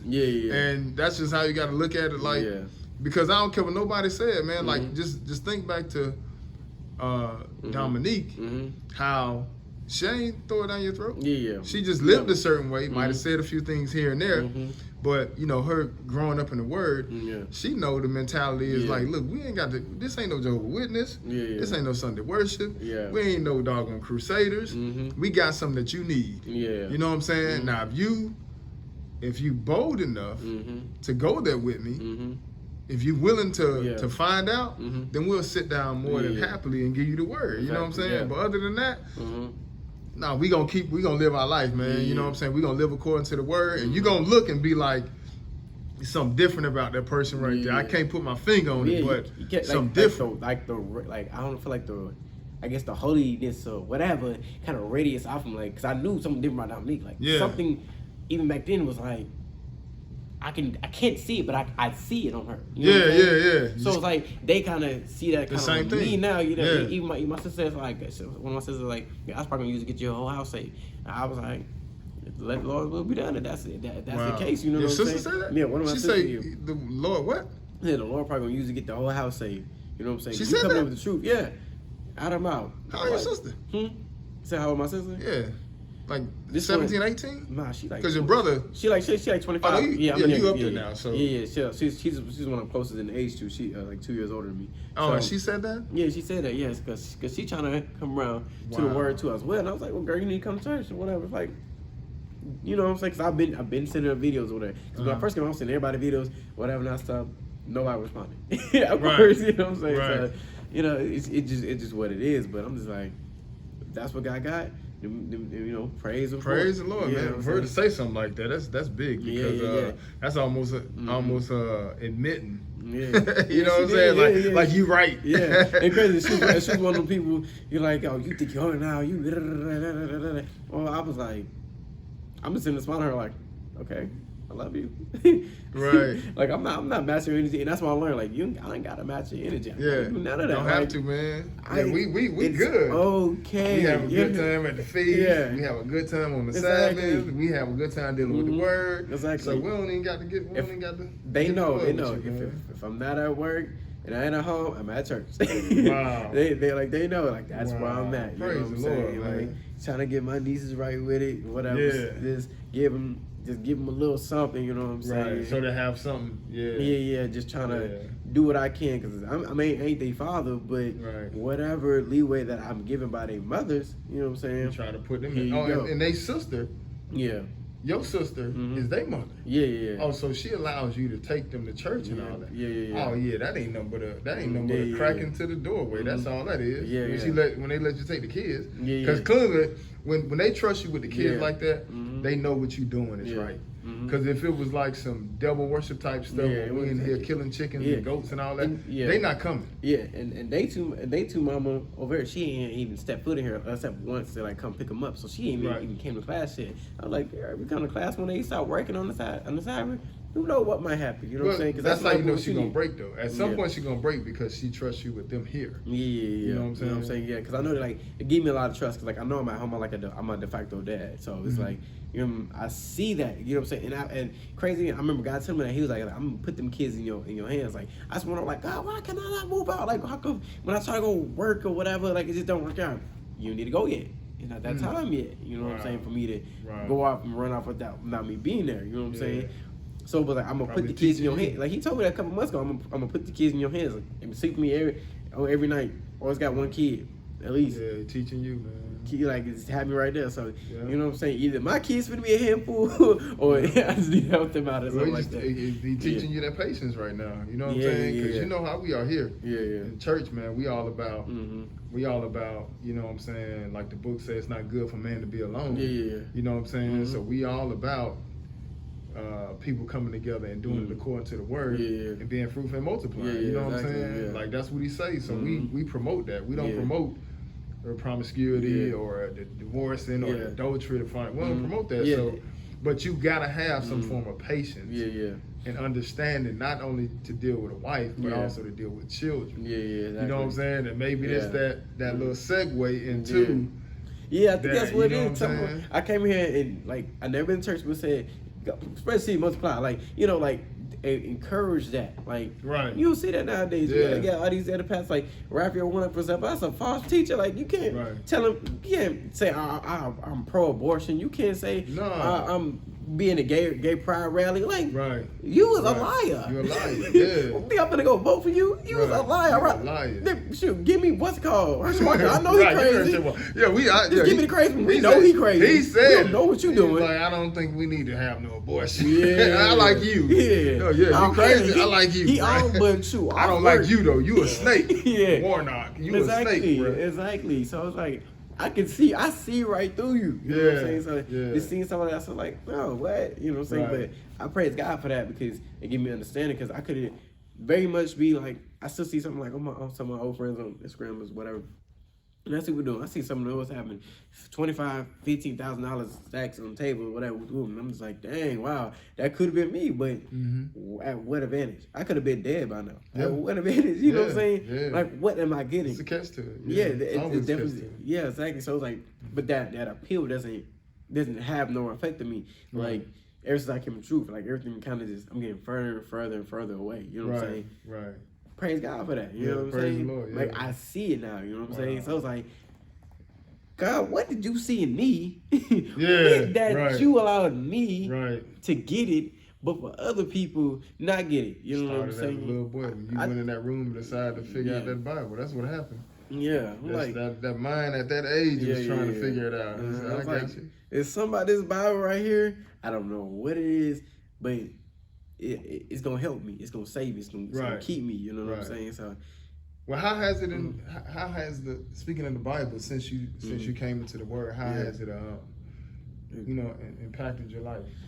I feel like it really has like starting to change me as far as like, especially like when my thinking and my understanding goes. Like I understand more, but it's like I'm starting to see how as an Israelite man I'm supposed to move. You know what I'm saying? Like like I was reading like Deuteronomy, you know what I'm saying, the other day, and just trying to get why them curses was even placed there. You know what I'm saying? We're talking about we're talking about the blessings and the curses, but if you read, I think like 2 chapters after it, God said these people gonna reject me anyway. You know what I'm saying? Like, and then I really took my brain to where God said, what other God do you know is gonna call the beginning from the end? You know what I'm saying? Wow. I think that's in Isaiah or whatever. And then it took me to all the scripture. I'm like, I was like, dang. I was like, listen, I feel like I'm preparing a class or something. You know like I can take you boom, boom, boom, boom. You know what I'm saying? But I'm seeing it because it's like I can feel myself changing. I feel myself being calmer. I feel myself like being more and more humbled. You know what I'm saying? I see myself just always trying to keep myself in line. Always trying to keep myself in check. Walking in reverence towards God. You know what I'm saying? Like not trying to do things of my own accord. You know what I'm saying? Learning not to you know, oh yeah, tomorrow I'm finna do this. I don't know what I'm finna be live in the next second. Like, right. Just step, walking step. Because beforehand I was like, because my father's a pastor, and I remember he told me, he's like, yo, you say from your past, future, present, sense. I'm like, who? My father's a pastor. Your dad a pastor? Yeah, pastor. Where you at? Up in Baltimore. So, yeah. So I remember he telling me when I said come to him about my questions about God or whatever, woo, you know what I'm saying? That's why we kind of jail a lot, you know what I'm saying? He's still preaching. Yeah, I think I don't know if he's still preaching now, but he might still be doing something. I don't know. Oh wow. But I know when we got reconnected, whatever, he was preaching at the time. So, but I was like, I can see it now. I was like, that wasn't it. Right. That wasn't it. But I remember, but back then I was like, how can anybody do that? But I'm seeing like the Lord gives you the strength to do His will. You know what I'm saying? You can read that countless stories about Old Testament and New Testament. God not gonna allow you to do anything for Him unless He give you His Holy Spirit to do it. Like whatever. Saul wasn't like that until Saul was given the power to be king. Right. Like Saul was just, was kind of weak, just kind of like. Lord put His Spirit on him. Yeah, then he put that spirit on him, but then He brought him up. And then he started messing up. He took His spirit off of him. Yeah. So I was like, now I'm learning to operate within that. You know what I'm saying? Yeah. Like even with like small mundane things, like trying to understand a video, like just working on my comprehension of Spanish or whatever. And pray, ask God for strength with that. You know what I'm saying? Or whether it be cooking or just dealing with people, you know what I'm saying? Or doing things like, for example, adverse situation, praying God, Lord, give me the strength to handle this adverse situation that I know I don't handle it. Back in the world, I would probably just like, nah, slip out the back, you know, I mean, gone. Like, right. That's that bounce on the adversity. Yeah. Now, exactly. Now it's like, all right, I'm gonna handle it now because soon as done with, it's over with. Move past it, growing pains, whatever. Like, learning out of that, not choosing to be offended no more. And I think it's crazy because I used to say before I come to Word, like all the things, like I knew I was coming to the Word. All the things like that I believe in now. Like I used to tell my mama, I was like, I don't know who my wife gonna be, but I'm probably have to meet in church because I can't be with a woman she's not submissive to me. Hey, can't do that. Saying it beforehand. Wow. I was like, people need to learn to stop being offended. You know what I'm saying? Just lower the expectations that you have of them. You know what I'm saying? Right. And then you won't find reasons to be upset with them. You know what I'm saying?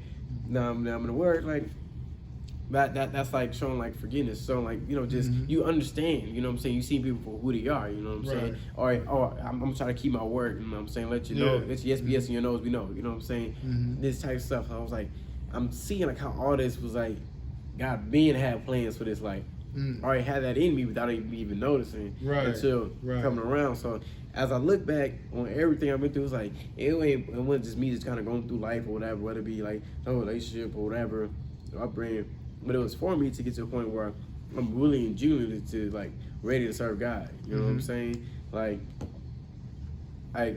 and what really got me was when I was with my friend, he wanted me to take shrooms one day. So I finally decided to take the shrooms, and I say like it was kind of like it took me through my whole life up to that point, and it gave me like a little understanding on it. I was like, oh man, I should have did this when it was supposed to be that or whatever. But when I thought that was over with, and I'm not gonna lie, I was sitting in the chair, sat down, I was in front of my homies, and I would always just kind of be afraid to kind of, I guess, kind of acknowledge God in front of them or whatever, or at least mentally, you know what I'm saying?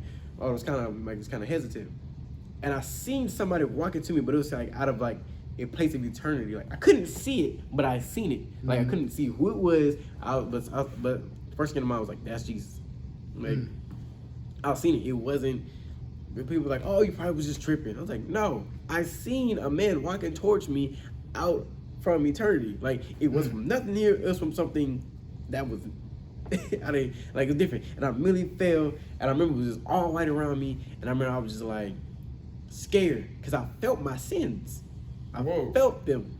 I felt the heaviness of them. I felt how like it was just like a razor sharp thing. It's like you were supposed to die. Like you know what I'm saying? Couldn't even look up if I wanted to. I was scared to. Just scared, whatever.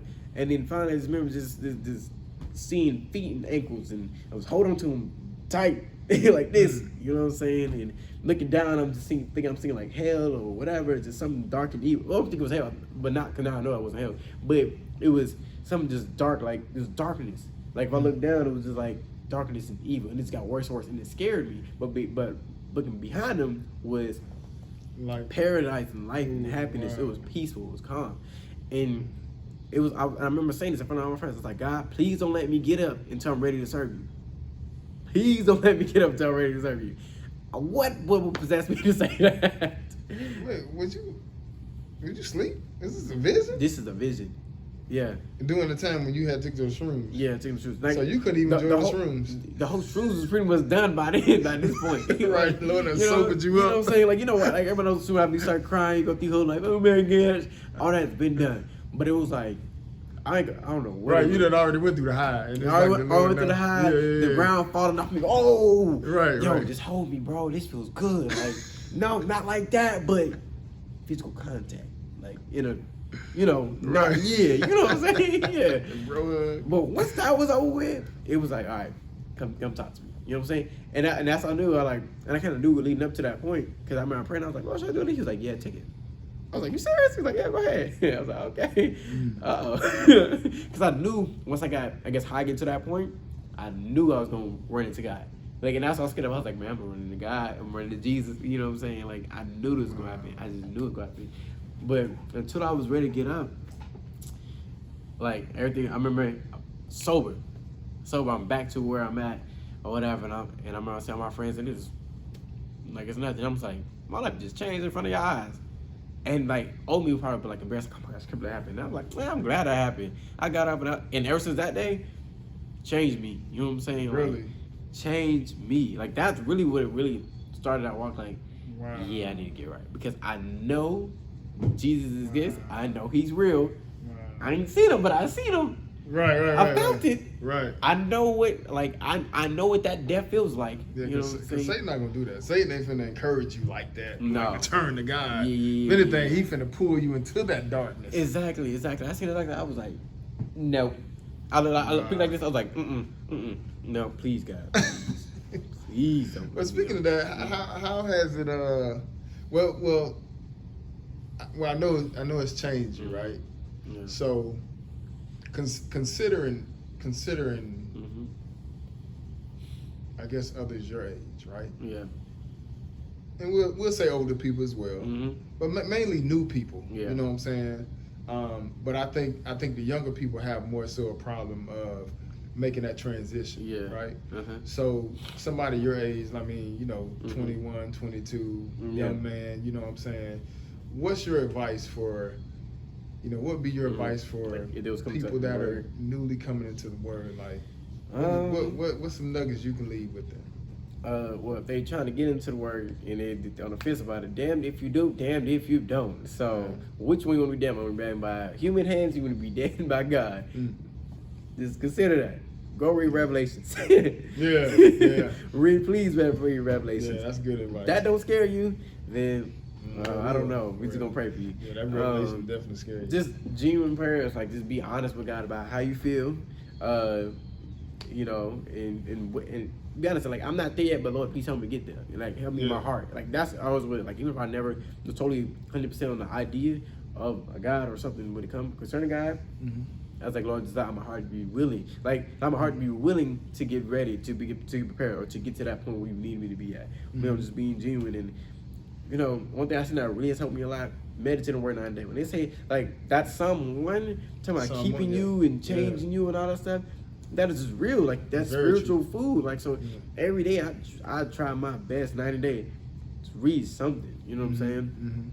Take that time out, you know what I'm saying? Because whatever you put into yourself, regardless, like, if I go out here and I just watch straight young boy or whatever, or whatever, that's what I'm gonna be. You know what I'm saying? Right. So if I feed myself on God, then I'm doing the process of becoming like Him. You know what I'm saying? Yeah. So you know what I'm saying? Because that's what we're really all striving to become like God. You know what I'm saying? Right.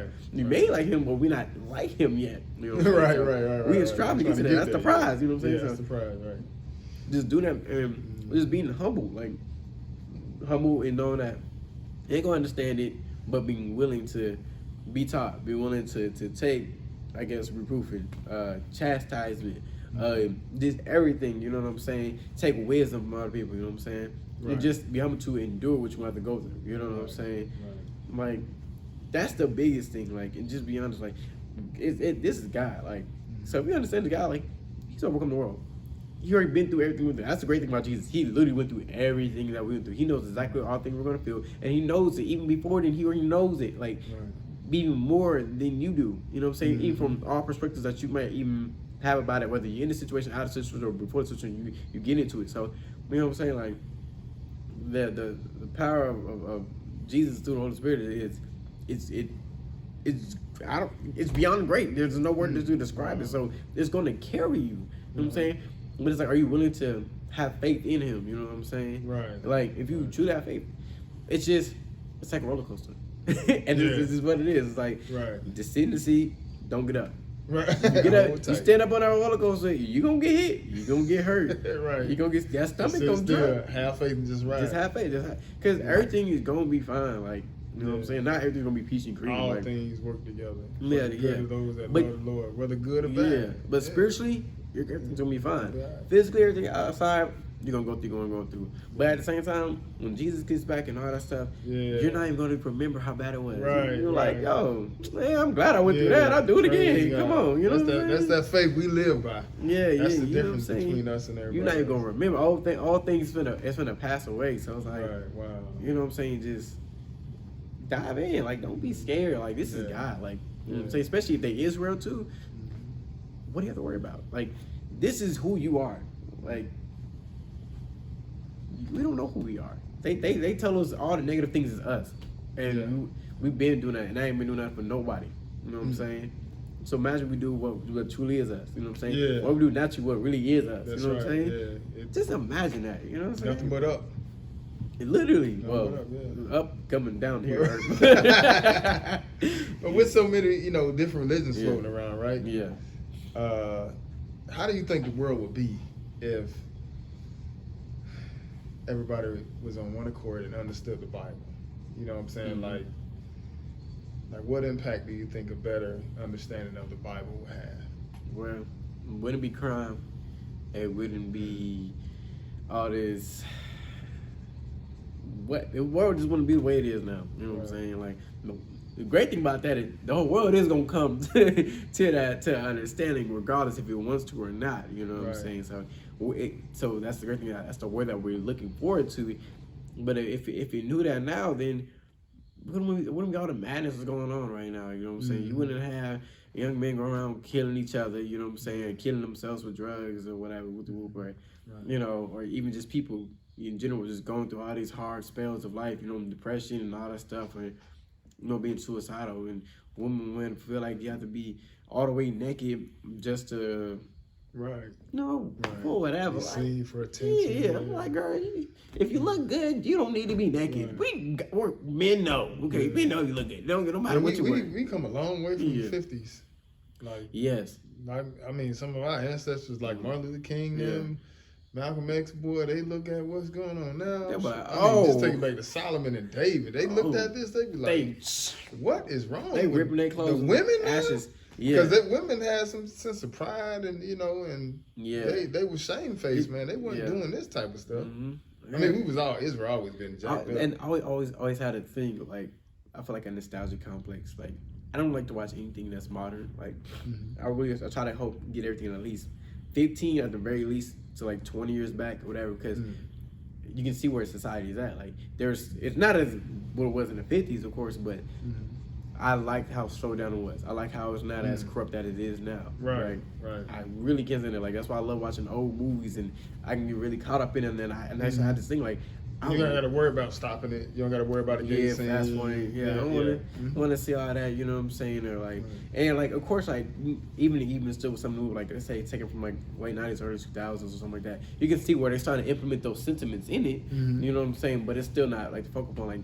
you can't even watch a TV show without some hidden agenda being pushed. Like, can you just make it's a regular TV show? Right. That's character based. You know, we literally watch TV now on edge. Yeah. Like, we literally watch TV on edge. Like, for example, we sitting there watching TV as if, when is it coming? Yeah, Then when it comes, it's like, God dang, like, why what was that for? Like, was that even necessary? Not necessary. You know what I'm saying? So when we get through a movie or a TV show or TV series, like we watching some on Netflix or Hulu, we've been watching lately, and we just like, just please do not put no gay scene in here. Do not put no BS in here. Like, man, this series is good, but we hope it's not coming. Yeah. And that's how we watch TV nowadays, on edge, man. That's why everything, like, I like watching stuff from early 90s, 80s. 80s is pretty good. 80s not going to see too much, nothing crazy. Like, it's going to be really shocking. It wasn't like this. 80s was pretty much, you know, you couldn't even say a curse word. You know what I'm saying? So, so I love watching stuff like I keep seeing myself as kind of even go further and further back. You know what I'm saying? Like, but then further back it goes, like, you ain't going to see much black people, you know what I'm saying? Unless you see, like... But it's all good. That's why we doing our thing. You know what I'm saying? That's why we trying to do our thing. But just the mindset of us reverting back. You know what I'm saying? Like, you watching stuff back like that, and then you around a group of people that is, you know, picking up that mentality of bringing the morals and values back. You know what I'm saying? Exactly, So, like, I used to wish, like, I was born in a different generation. Like, I was like, man, like, let me be born in 1960 or late 50s or something like that. You know what I'm saying? So I can have my I guess, my prime time 20s, early 30s, 80s and 90s or whatever, early 2000s, that's some stuff to say. But, you know, right. You know what I'm saying? But, okay, I mean, I already was used to that because I grew up with older people. Like, you know what I'm saying? Most, like, people I went to school with, like, unless they had older siblings, they don't really know nothing prior to their senior. Me, I was like, y'all don't know about this? Like, but always because early 90s babies or mid 90s babies or whatever with the whoop, and you know, when you're poor, you focus on the old things. You're not hip to the new stuff. You can go to see them new movies or nothing like that.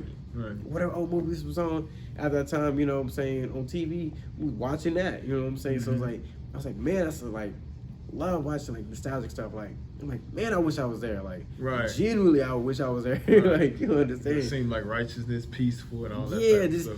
I know it ain't always wholesome, but it was still better than where we are right now. It's like, absolutely better. It's like now it's like I don't even go to the movies no more. I love watching the movies, and you can't even go to the movies nowadays. Like, you gotta.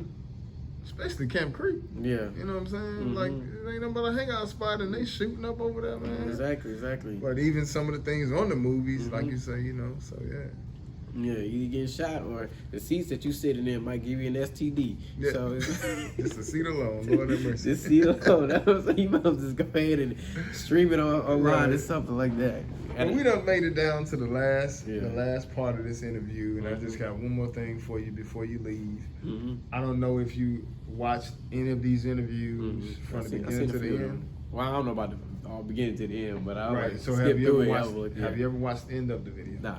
Never have to watch it in? All right. Well, you may be, considering the fact that you carried around a Bible, you know, had to be something in that Bible that stuck out, right? Yeah.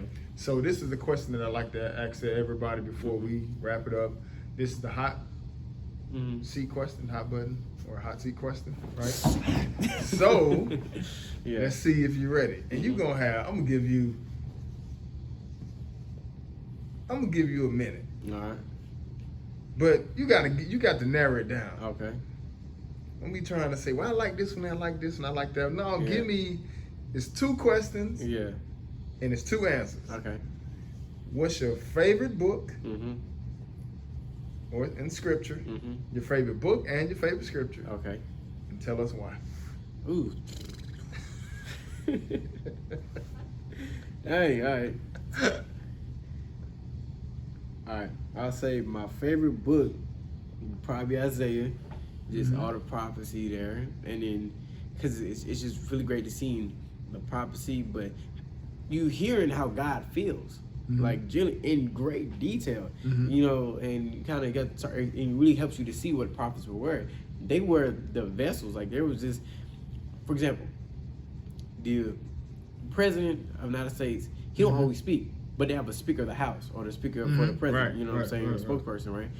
Prophets was just a spokesperson. They're not speaking their own words, they're speaking you know what I'm saying, speaking God's words. God, that's right. So you got to see how God truly feels about that. And then not only why, but you really get the meat and bones of it. Like, you know what I'm saying? Like I said, the Bible's often depicted as like a marriage in what's it called, between God and his church.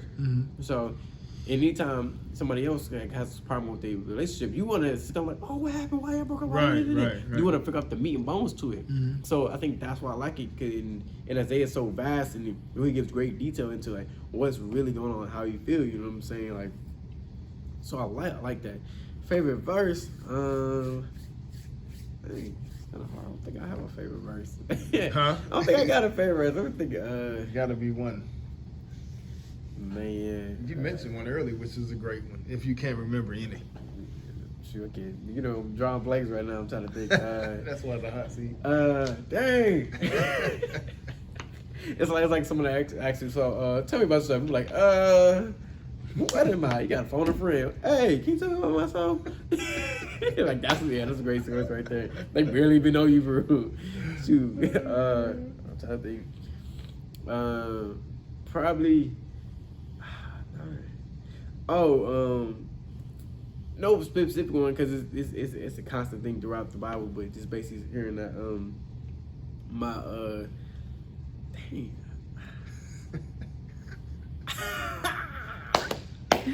Dang, all right.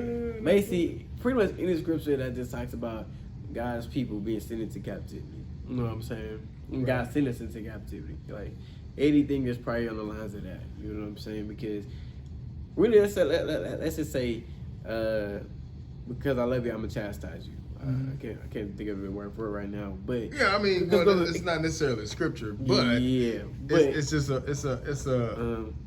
a broad spectrum because you can't think. I know. There's like scripture that says like, the Lord loves who the Lord loves. Chastise those who He loves. Yeah. Hebrews 12. Yeah, Hebrews 12. So say that because it goes on with that sentiment because like He loved us, so He sent us. He could have killed us. Yeah. You know what I'm saying? God was ready to be done with us back freaking in the wilderness when we made that calf when Moses went up for the first 40 days, 40 nights. Yeah. He was like, you know what some people doing down there? Right.